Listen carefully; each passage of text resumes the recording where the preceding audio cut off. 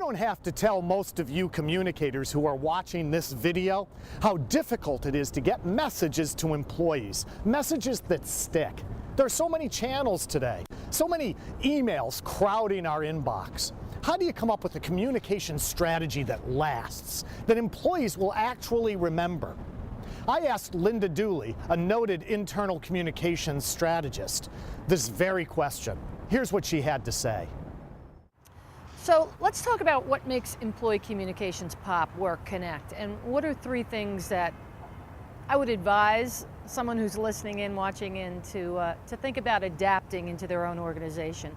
And the first thing is really getting a very clear, crisp set of messages. And those messages we can't get impatient with. So no more than three very core messages that really can be the guiding posts of the business strategy. Simple, a sentence, very simple in terms of no acronyms, and that can be repeated but updated through examples. Often organizations get bored with messages, and we hear about conflicting messages, and it's because we've kind of strayed away from a common message line. So consistency and simplicity in a very core set of messages is one. Number two is driving an ability to go from one-way to two-way. Feedback has to be a core element of the employee communication system. This isn't about talking at, it's about having a conversation with the workforce. And that screams for the opportunity for people to, one, have an opportunity to be heard, and actually for there to be a response to that comment or question or idea. And at my firm, Dulye & Company, we have the 4 R's of effective communication. So you have the relay mechanism, like the channels. It may be a face-to-face or a voice-to-voice or electronic.